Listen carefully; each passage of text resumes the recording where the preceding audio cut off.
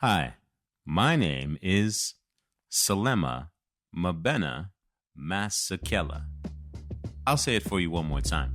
Selema Mabena Masakela. And you are listening to the What Shapes Us podcast.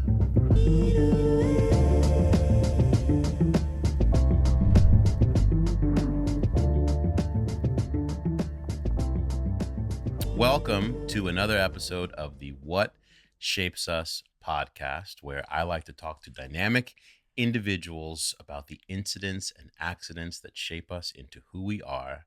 And when I tell you that we are lucky today, luck is not a strong enough word.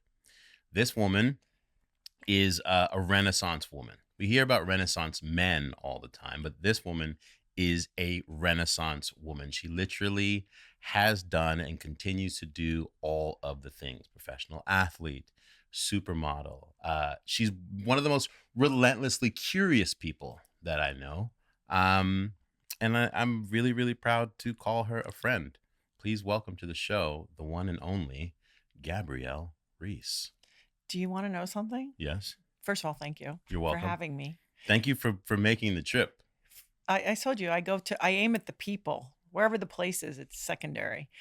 I was thinking the other day in my mind, because sometimes people go like, "Oh, well, it's hard in your work because like what do you do?"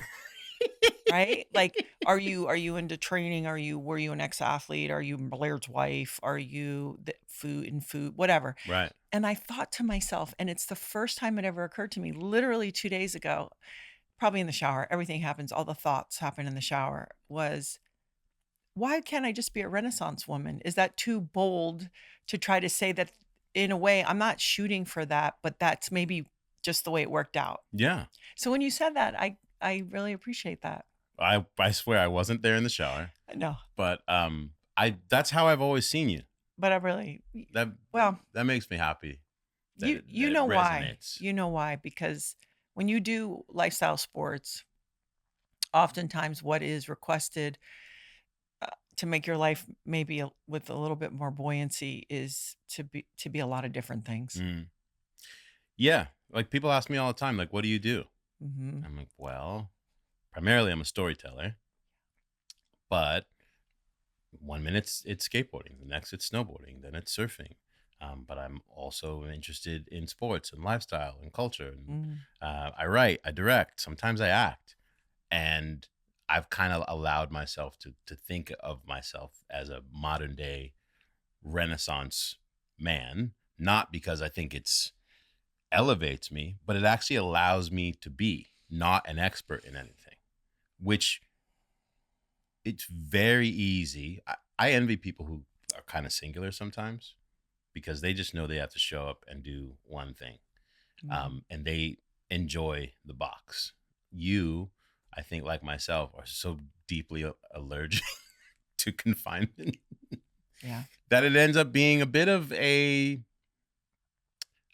blessing, but also in ways that people probably don't comprehend, a curse, especially when you as a human being in your skill set, your physicality, whatever it might be, are also someone that is what you produce is a commodity, right? And so there are other people who have percentile interests in certain things that you have to give.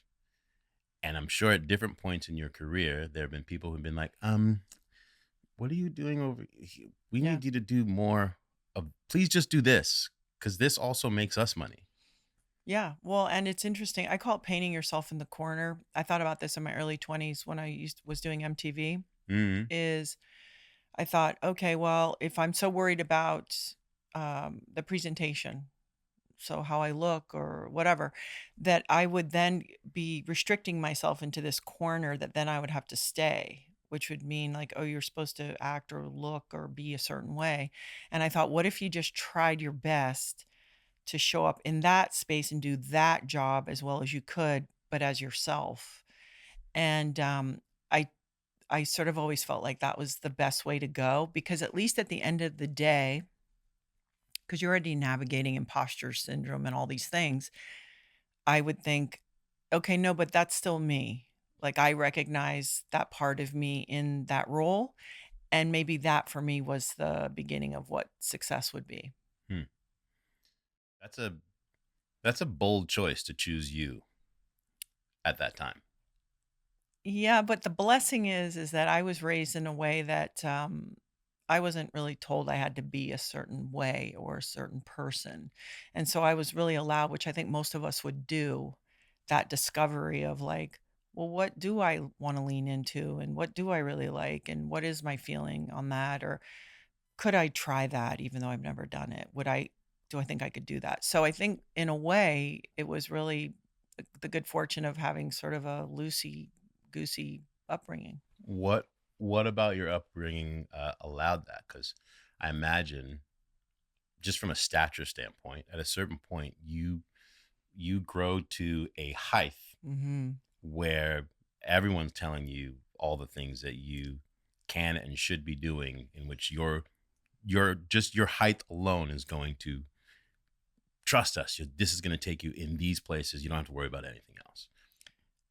Yeah, I think that's easier said than done, and I also think to my good fortune, even though it was frustrating, I was like, if we're talking about fashion, which was sort of easy money, Hmm. I was Which came almost first, volleyball or fashion? well, I was sort of found my junior year when I moved from the Caribbean to Florida, but my mother requested she's like, "Why don't you just finish high school?" And then in that 2-year period is when I got very locked into sports. And so I graduated at 17. I went to college on an athletics scholarship to my big surprise. So what I did is I played my freshman year ball at Florida State, and then that summer I went to New York. So I'd already kind of had it on my radar for over 2 years, and then I went to New York to start working. And, Ah, again, to my protection, it's like you could never be too big for sport, like volleyball, right, but I was just a little too big for fashion. So I was weirdly had a intuitively, I understood I had a serious limitation, huh, which was good because it kept me in touch with like, hey, see, read the terrain. And also I was really loving who I was um, when I played ball, right. to be a part of a team, to work hard, to be good at it, to have a skill. And so it'd be easy to say like, "Oh, why'd you do that?" Or "That was kind of brave." But in also ways, I was smart enough to see like, "Hey, you can't fit in sample sizes. Like you look a certain way, and you're not that diverse looking in a certain way, chameleon, let's say." And and so it made flowing towards athletics, even though that was an unknown path, much easier. Mm. What was the which was more fun for you? Oh, that's not even a question. Was sport? Yeah. Yeah, I mean, it's harder. yeah, especially beach. It's just all harder. Yeah, Like I joke about I would walk into my gym, it's called Tully Gym at Florida State, and it has a smell. It has, places have not stinky even, just very distinctive. And you walk in and you knew you're about to suffer for about 2 hours. right. And you'd hit that door and you'd walk in and you'd be like, "Oh, here we are again." So that's that has an imprint on me, but then you have teammates and then one day you can't do something and then a week later all of a sudden you sort of can. And that was the part for me was the learning and growing and being a part of something and contributing to the success of something. Um, that was really a powerful experience. Do you feel like that's that sort of imprint of continued rigor for new outcomes? Like, just because you had a great game yesterday, Mhm. um, doesn't mean that we don't have to actually kind of start from scratch again today. Yeah. I see that in you now, like in your like I feel like that's just remains your theme, but it's taken on it takes on new shapes like every few years. Like, I'll check in on, well, what's Gabby up to? Like, oh, she's talking about everything. But it's from that same place, it feels like, of like, all right, I'm curious about this. I gotta attack this. And what I knew yesterday, I don't know today. And Mhm. so how do I lean into this new activity or this new curiosity I may have about health and wellness? It seems like it probably is forged from that. It is. I mean, listen, part of the reason I think I'm still married is because when I wake up each day, I have this idea of, okay, you have to show up in the best possible way that you can, wherever you're at today. Just because you have this many years behind you, it's not a given. Mm, It's not going to run itself. My life isn't going to run itself. My relationships aren't going to thrive and run themselves. So I think it's been really helpful. It can be exhausting, but I think the alternative for me isn't what I'm looking for. I'm of the belief that once something is known to be true to us, there's nothing else to think about. I don't have to sit there and go, "Oh, I don't really feel like it." It's like, but this is, the truth. So you have to follow the thing that you know is true. And even if you want to cry or whine about it for a second inside, it's like, uh-huh, and let's go. And I don't know. It has served me overall pretty well. yeah. You know, married, and I can't hear you say married without thinking of who you're married to, Mm, in one Mr. Laird Hamilton. And I say that not from like the superhero Poseidon version that the no. world assumes him to be, but from the time that I've gotten to spend with you guys together over the years. Um, you have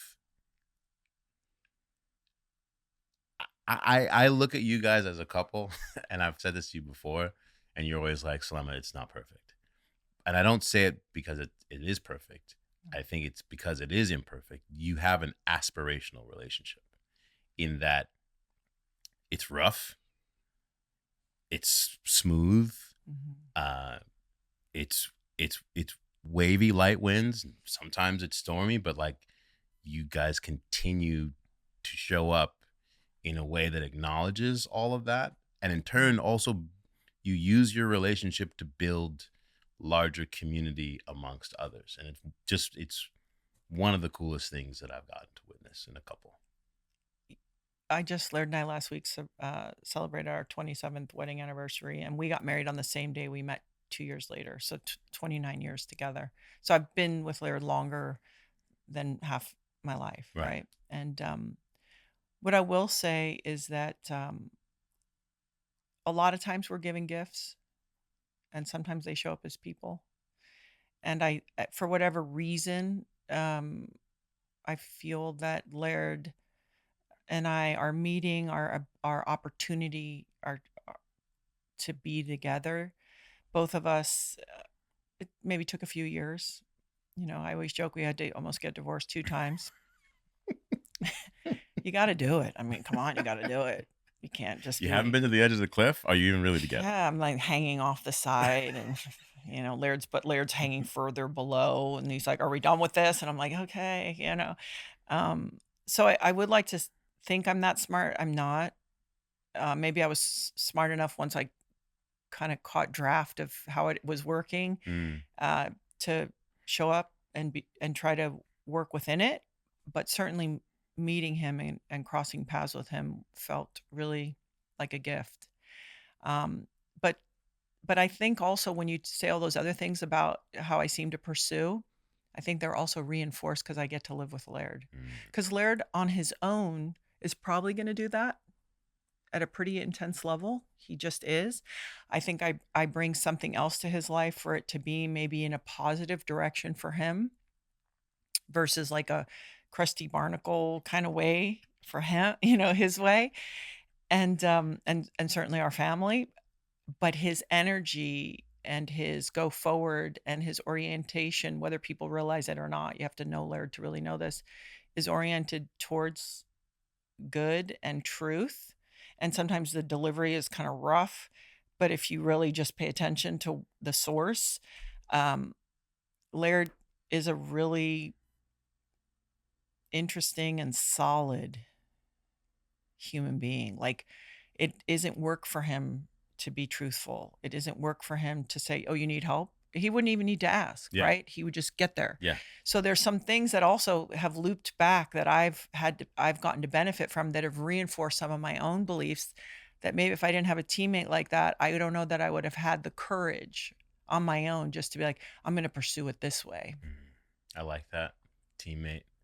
And yeah, he is that dude. I remember when I first started to become friends with him, I was wholly intimidated by him because I just was like, this guy knows who I am, and he never smiles, but he talks to me often. Like he'll see me in the lineup and he'll paddle up, you know. Yeah. Hey, Yeah. when are you gonna get on one of these? I'm kidding. And then one day, I'll never forget. One day he said to me, "You should come up to my house and play in my pool with me." Mm-hmm. I was like, "What?" He's like, "Yeah." And he told me like when to be there. And then he like paddled off. Mm-hmm. And I was like, okay, I didn't know what that meant. And obviously, it was probably like 10 years ago, maybe 11 years ago. Yeah. I showed up one morning at 7 a.m. to your home in the cold, foggy morning. And the gates opened and he was not smiling. But he did offer me a cup of coffee. Made me a very robust double espresso that sent me from like not sure if I was on earth to like overly awake. And then he literally threw me into a deep end of a pool. And I think lovingly I wouldn't say tried to kill me, but lovingly encouraged me to find out what I was made of by taking a look at death over and over again and possibility. And I think that era of starting to be able to come up to your house and train in the pool and discover sitting in the ice and sitting in the sauna, but also like the in turn like community of being in a 220-degree box with strangers for a half hour and you can't hide. So now we're gonna like end up having really raw, open conversations that you just had no idea that we would be going there. Yeah. And that's when I discovered, with both of you, but especially with him in a different way, this dude is weirdly nurturing. Yeah. And cares and wants to see you be your best. And I would dare say like he's got a very special way in which he loves. And I do feel like since then I've always felt that from him. Yeah. In the gruffest of like, and also like, I can't breathe anymore. I don't think I should go back down there kind of ways. Yes, you can. Get in there.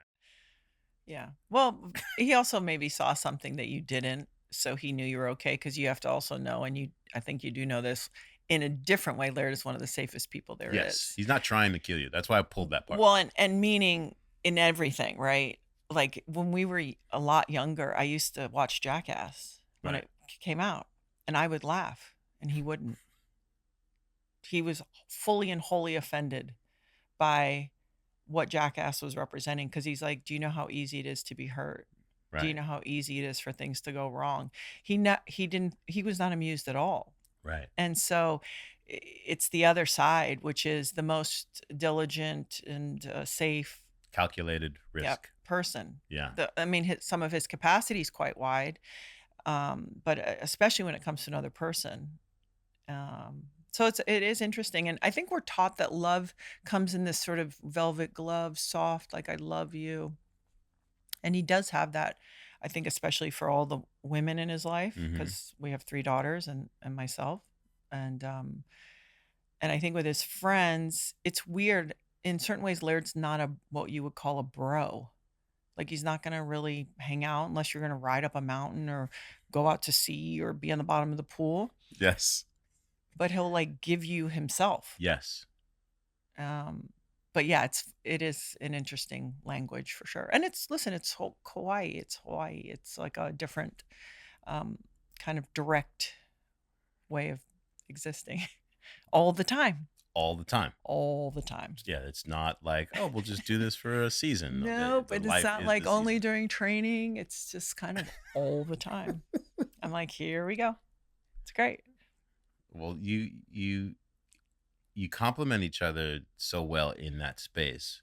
And I've always wondered, like I know it started up, you are both curious and you both come from these different ends of the athletic spectrum.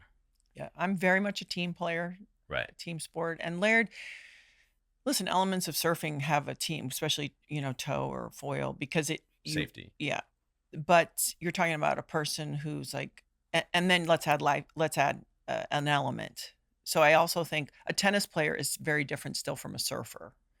So even though they're individual and the tennis player wants it all to be on them, the surfer's also communing. There's also another greater character in the story than any person or teammate. So I think, as you know better than most people, it's a snowboarder, it's a surfer, it's now you're communing with nature and dealing with danger, and that's a different kind of athlete. Laird uses his athleticism, like so many people in his sport, to express really the artist and the creative, and to be in an element for him that is so fair and so majestic and so all kind of encompassing. It's a place for him to really be alive and be creative. Mm. You come from that different place, from that team place. Yeah. But you both are two big individuals on your own in the world, right? In how you're seen. And then there's this super union that that's happening. But you've been able to create together, like to merge the best of what you give and what he gives, to create like these, I don't know, almost new disciplines of how we can explore um our possibilities. Like I look at XP, what the world now knows as XPT Mm-hmm. is based essentially in what, when I got to come up there that morning and continue to do for years with you in the pool, is now a thing that people, they pay for the experience, and they are doing this now all over the world. How did my question is more like, how did you get to marry the best of what you both have to give with both of your well, I'm me. Oh, really? I'm me, sir. Being a team player, you're trying to help each other be your best self, right? You're not trying to beat your teammate. You're trying to utilize their strengths and showcase them and protect their weaknesses, right? You're not trying to exploit your teammates' weaknesses. And so I think there's a couple components of that. The other side of Laird having kind of this kind of like get out of my way surfing is aggressive. I used to ask like, oh, what's the when I guess when when Jaws got pretty busy, years in, I was like, well, what's the protocol? And he's like, I'm going. I was like, ugh, which isn't so his way. Right. But he, obviously if you're surfing, Pipeline and all these waves for him in the 80s, when you had a pretty aggressive lineup. So you have this person who's perceived as aggressive, but actually has been deeply humbled by the ocean. So I think it was both of us taking genuine interest in things, kind of crash test dummying some of it, him certainly more than me. I can't take all the poundings, right? Quite the same. I know when to move in and move out on the crash test part. And then they organically would lead somewhere. And then, so it'd be easy to say like, oh, we're that strategic. We're not, right? It's, hey, we're interested in this is fun. Oh, we'll share it with our friends. Oh, they like it too.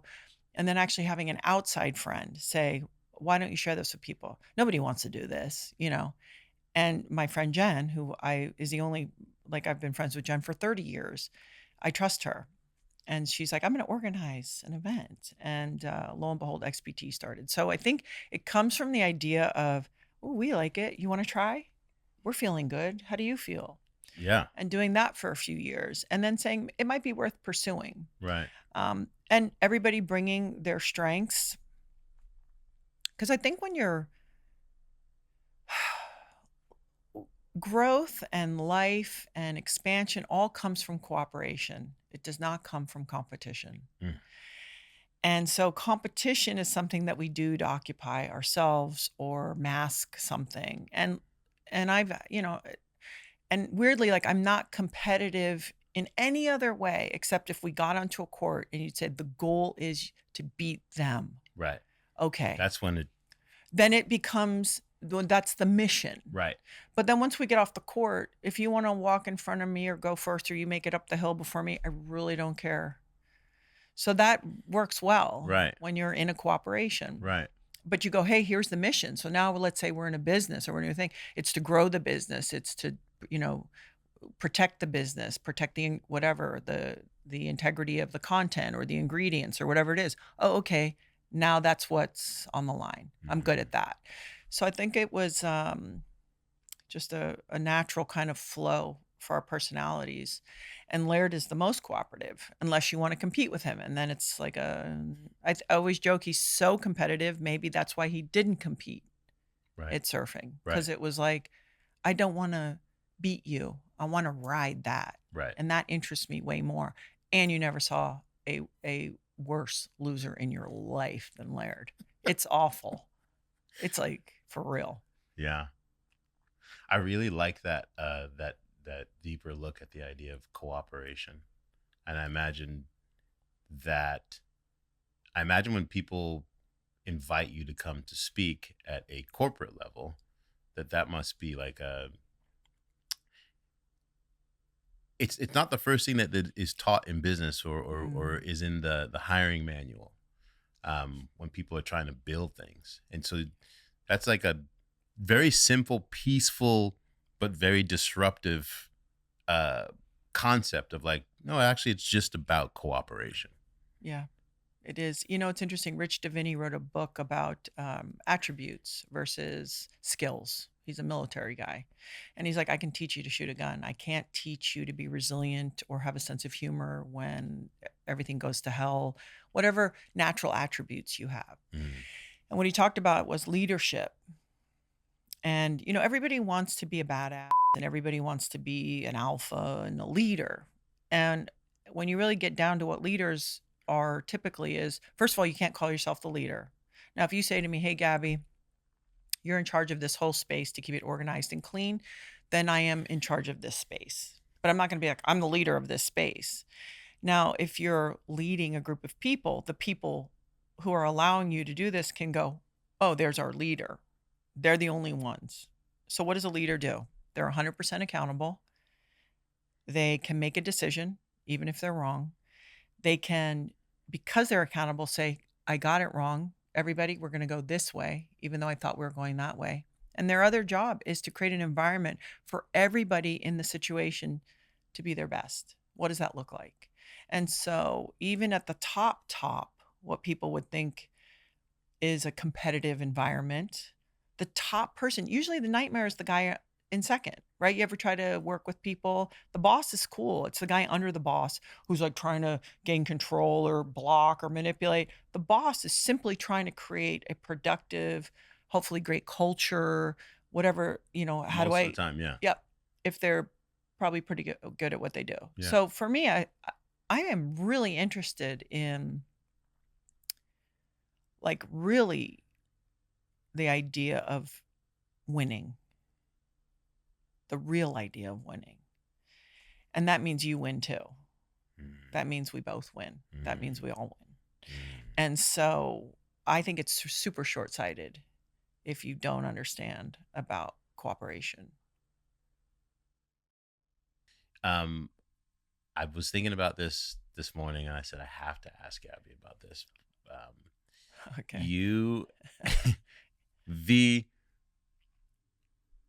The other side of being a health and wellness fitness power couple who's deeply curious. Okay. But you heard it here first. Wow, we have got a big lift. Listen, you got whole brands.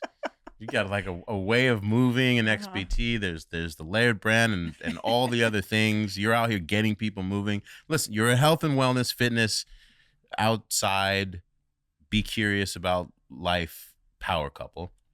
is that also people are going to have fun with it. Oh yeah. Because y'all, what you do, the way you live relative to everyone it's different. They should. It's different. Yes. And you know, I think my Sterling is probably my favorite. Sterling Spencer, the world's number one greatest surfer. The number one greatest surfer. I remember when he started his podcast, and then he started doing these. The shout out to whoever does the editing, but these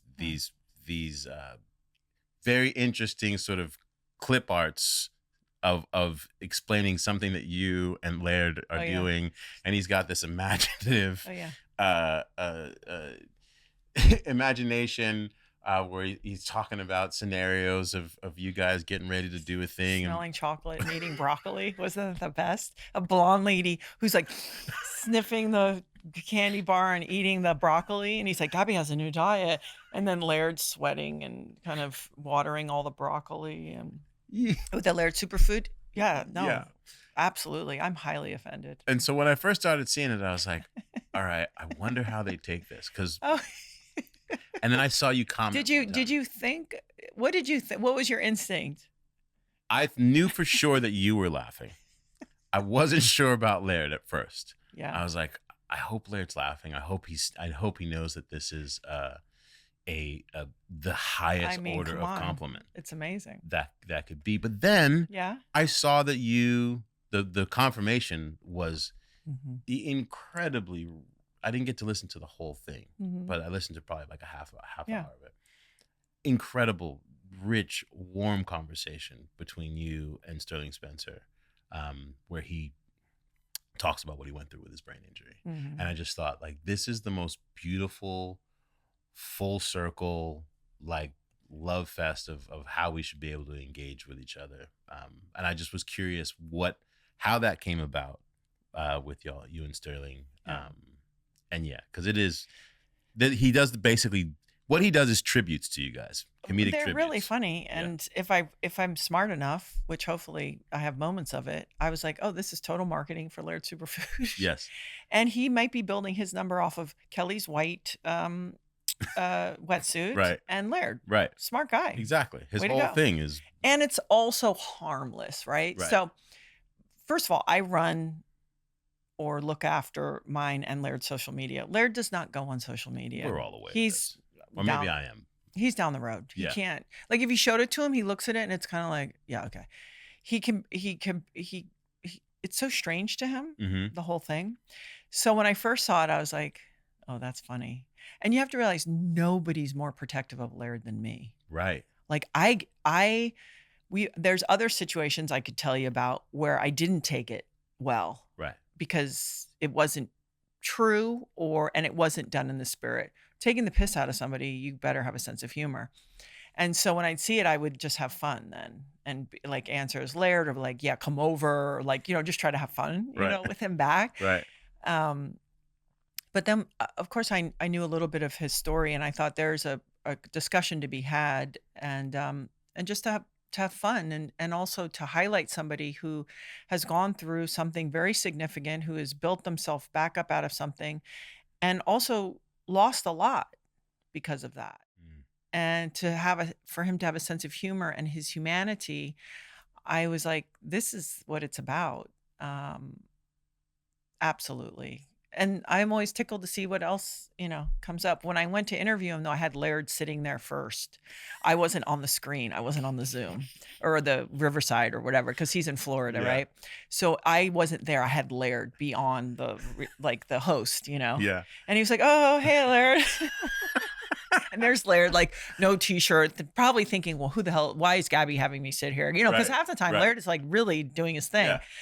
And just be like, yeah, hey. And Sterling's like, oh, hey, Laird, So it was good fun. I mean, come on. It's the beautiful thing of we all go through things, hard things, and we don't always know. And if we can encourage each other and support each other, especially in any way in the mending, absolutely. And with laughter, then you're really that's something. Yeah. I thought it was awesome, and it Oh just yeah. made me smile widely. Oh yeah, it's so cute. It's great for surfing too. It is. Don't kid yourself. Like it for Surfing needs to not take itself so seriously. yeah, and have fun. Like it's just like It's a act of fun, it's so good. and he's there to Yeah. sort of to give you no choice. Oh But yeah. I We did that years ago with Blame Laird. I don't know if you know the story on that. There were stickers that yes, would go around and people would put them because of stand-up paddling. right. I remember that. People were not happy about it, right? So it would be in Malibu, Blame Laird. These stickers somebody went through the effort to Yes, make. I I was like, that's remember pretty seeing them. great. So I said to Laird, okay, you're gonna take this. Because instead You of run being with it. offended, Yeah, just be like, yeah, okay, blame me. So we took over Blame Laird. I mean, we made t-shirts, Blame Laird. We did all that because if you have the luxury to live the life that you're living and getting to do all these extraordinary things that Laird has had. Yes, he's worked very hard, but also the very good fortune and blessings and not have a sense of humor about it, then you're really missing it. So, it's not like, I mean, listen, Laird, it's not like he's won a lot of popularity contests. People, I don't, they don't know, yeah. I tell people all the time, like, if you only knew, but I'm also not going to convince you. Nah. And it's okay. I think it's right. I think you can't be somebody who's determined to question how it's done and then expect for everybody to be like, we love You're the you. best. You can't do it. Yeah. And also living with Laird, the other thing that I've really learned is time is of the essence. And so Laird has said in no uncertain terms, I have a lot more waves that I want and need to ride. And that means you can't wait for people to understand. And I always love when people comment about Laird and Laird surfing. And I'm like, listen, there might be people who know as much, maybe, about surfing as Laird. There's nobody who knows more. And there'll be guys who are like, oh, da, da, da. And I think, oh, that's so funny. You're in kindergarten Yeah. compared to what Laird understands about surfing. And that's why I don't think Laird cares. It's awesome. That's a good one just for people in general. That brings me to my my final query, my final question for you. It's a Okay. very simple one. Okay. What does Gabby Reece have left to give?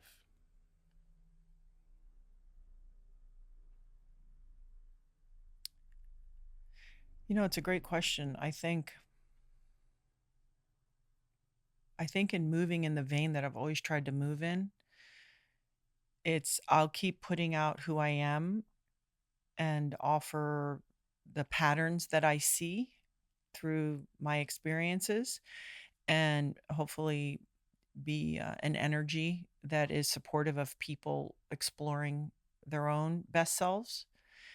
Not for me to tell you how to do it, just to kind of share the patterns that I've been dedicated to for a really, really, really long time.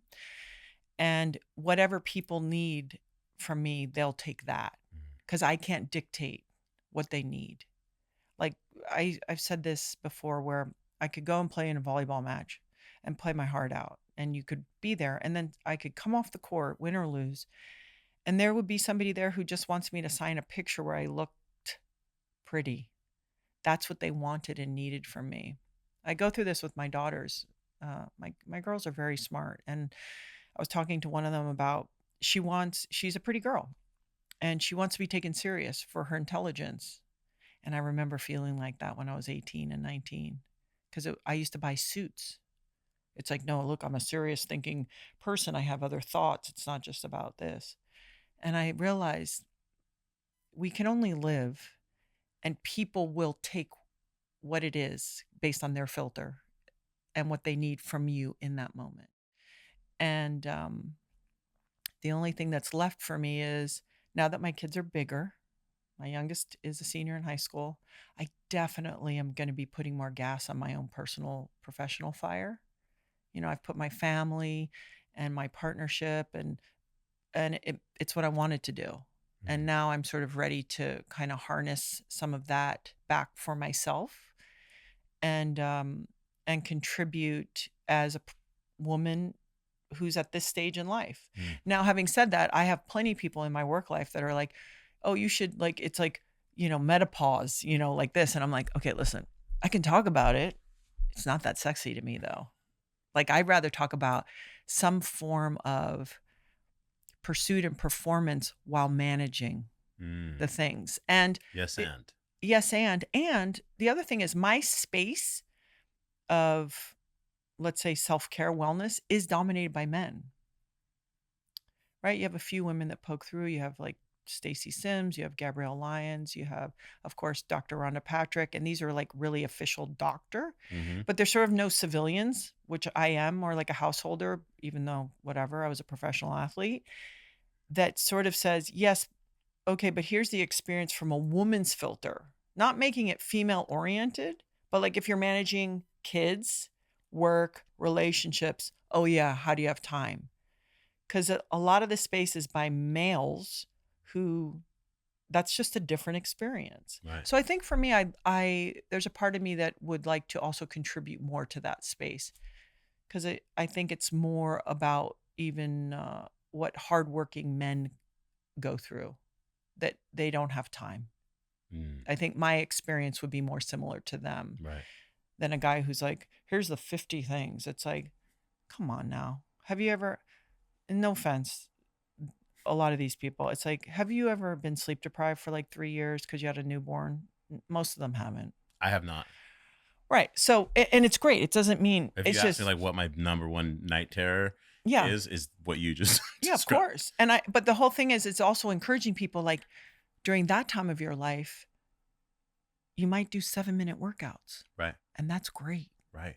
So I think I want to muscle in there a little bit. Yeah. I like that space. And encourage younger women to not forego developing their feminine side because they feel like they have to project this other side to be treated fairly.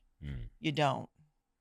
You can throw down boundaries and be of service exactly at the same time. Yeah. And that's something our society, our culture needs. We need everybody to bringing those energies, not one or the other, and not be, I don't want to say combative, but I'm really interested in like even civil discord. We should bring some of that back. Yeah. How to sit in healthy exchange. Yeah. Well, I just want to say thank you for being a friend. And thank you for making this trip all the way down from the coastal high places to come and sit and have this really, like, I couldn't have asked for a better conversation. Well, it's my honor. I do want to end with one thing. If I haven't learned anything in all of this, like protein and healthy fats and working out, it's really trying to understand that the most powerful thing is for us to try to love each other and ourselves. Yeah. So that's why I want people to take care of themselves, because it makes that whole process easier when you feel good. But if you say, hey, what is the high performance? I mean, I love curiosity, but I think it's the willingness to try your best, even when you're scared, because I get scared all the time, to react in love. And I think if we could do that for each other or the people in our lives, it's like a lot of good things come out of that. And scene.